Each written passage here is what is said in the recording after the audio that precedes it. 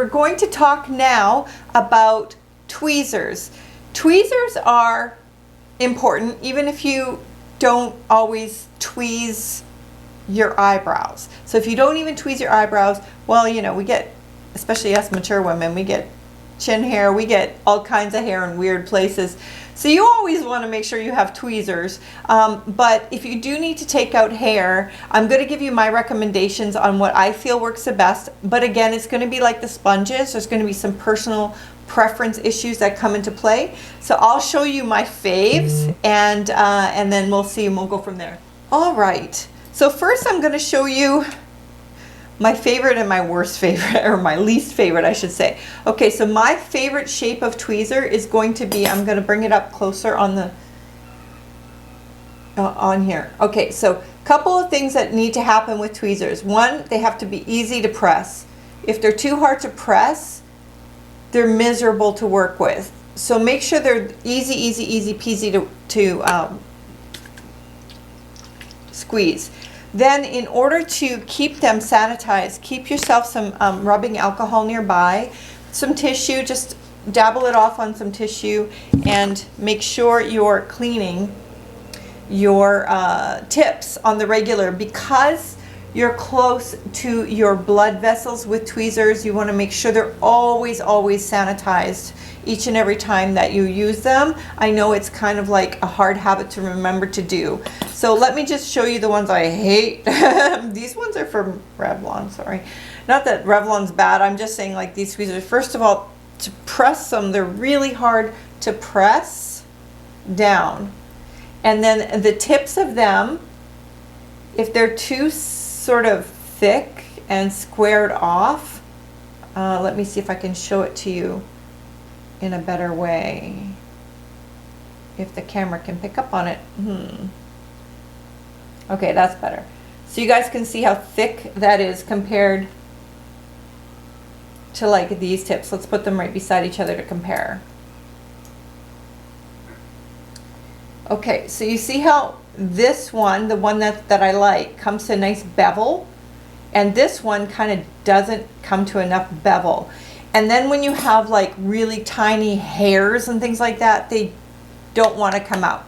So we're going to obviously be doing tweezing during this course. I'm going to show you how to do it successfully and how to gauge what and where to tweeze everything. But we're talking tools right now, so I wanted to show you guys that.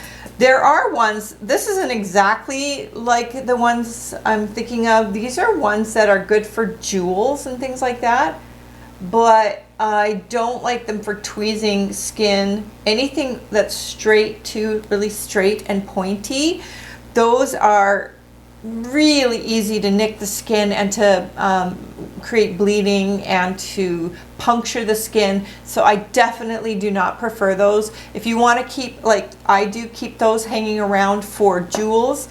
There's also this kind for jewels that is not, oh, I've got a little bit of makeup on that one. We'll just wipe that off. A little powder. So these ones are not quite as pointy. I'll just show these both to you. Not quite as pointy as these gold ones are, but they're still pretty pointy. So they're good for putting jewels on, like little jewels on the face and things like that. They're great. Some of them are great for the magnet purposes, because there's some jewels have magnets on them and you're able to like apply them to fingernails or face really well. Let's keep going with different shapes. So other shapes you may or may not be familiar with are like perfectly flat. Don't like those because our face is angled, our eyes are, everything's angled. And so I prefer to have an angular shape to the tweezers. And again, and ones that scratch the skin that are too sharp are also a no-go to me. You want them to be sharp enough to be beveled, easy enough to squeeze, and not so beveled that they scrape and scratch the skin, but not so dull like this one where you can't even pick up a hair. So yeah, it's a little bit of an art just choosing your tweezers. I wanted to give you guys this video because I really haven't seen a lot on tweezers out there, but they're certainly important tools to have. These are not tweezers, but I wanted to show these to you guys anyway, and I'll probably bring them up in a future video. This is just like what I use to like grasp the eyelashes together. That's another possibility, or to put the eyelashes on. So these ones are available. I have them with Boomex Beauty as one of the tools. So they're all possibilities.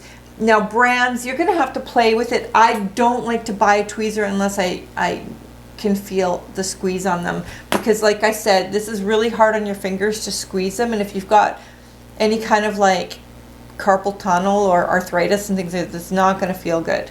And it's impossible for me to get like a whole eyebrow shaping done with something that's so hard to squeeze. So keep all of these crazy, wonderful, difficult things in mind when you're choosing out your tweezers. Let me know what your favorite shapes are, but hang in there because we always have an assignment.